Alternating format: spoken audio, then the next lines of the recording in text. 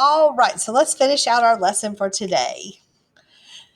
Today we learned that understanding an text's organization is key to understanding the text as a whole. We also learned the way that writers can organize their text, called the text structure. That's something that's meant to help us as readers when we read a nonfiction text.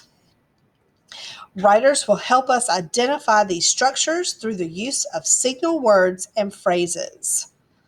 As we continue our discovery of nonfiction, we're going to pay attention to text structures and we're going to watch for signal words and phrases that give us clues about the structure that each author uses.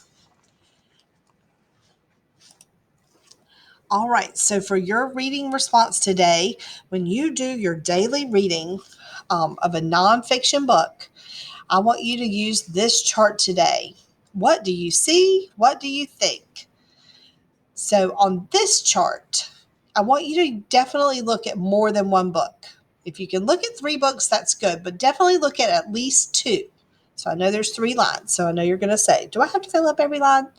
The answer is you have to fill up at least 2 lines.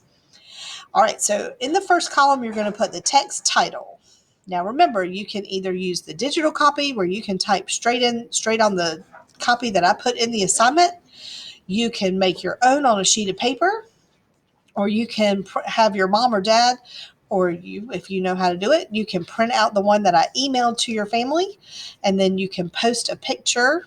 If you do the handwriting part, I would like you to post a picture in the assignment of what you wrote today.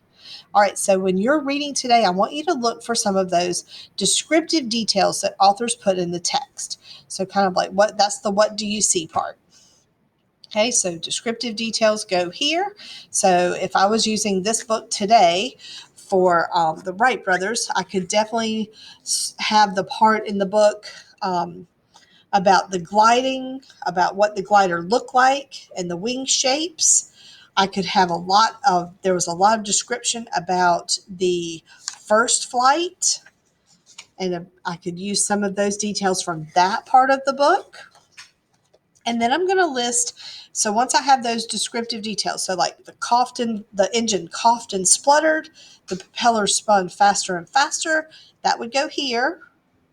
And so what facts did I learn? I learned that they got the plane under control. The second time around that it took them, well, they did hundreds and hundreds of test flights, but on the day in December in 1903, they tried it one day, it didn't work. Then the next time they tried it, it would work. And so we've got those facts that we learned about that first flight. So when you're doing this, it doesn't have to be the whole book. It can just be one little section of the book. All right. And then what do you think? So I want to infer a feeling or a thought that I had when I was reading. So when I'm reading this, I'm really thinking about the struggle, like the feeling that the brothers might have had where they wanted to give up and not worry about trying to make an airplane anymore, and how they really had to use a lot of perseverance to do that.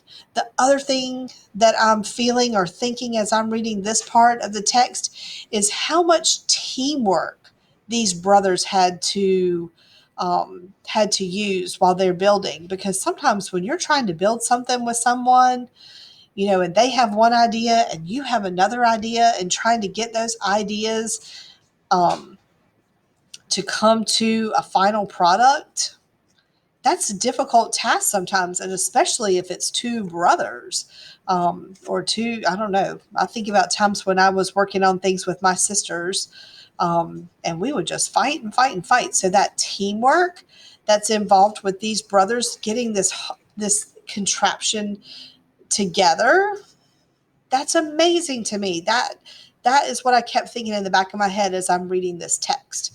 And so when you're reading your text today, I want you to think about what's kind of going on in the back of your head while you're reading this text. And so what are you thinking about? What does the author not say when we're doing inferences? It's kind of like, what does the author not say that you know must have happened. These brothers had to work together. They had to use compromise and they had to use problem solving to get this airplane to finally do what they wanted that machine to do.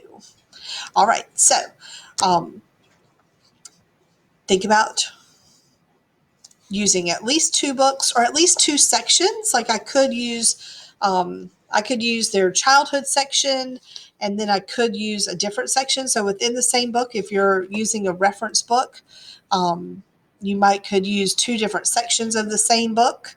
And but I would like you to choose your own book. Like, let's not use the Wright brothers book. Let's have you pick your own nonfiction book. And you can use Epic. You can use the NC Digital Kids Library. Um, you can use your own personal books or magazines that you have at home to look for those descriptive details. And also, you can look for some of those chronological details. Maybe that would go in the descriptive part too.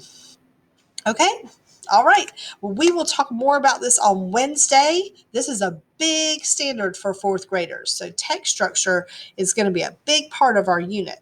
So I want to talk to you more about that tomorrow in our Zooms. And so I will talk with each class separately, and we'll do a little bit of lessons with description and sequencing passages tomorrow in a Zoom meeting. So I'll see you tomorrow.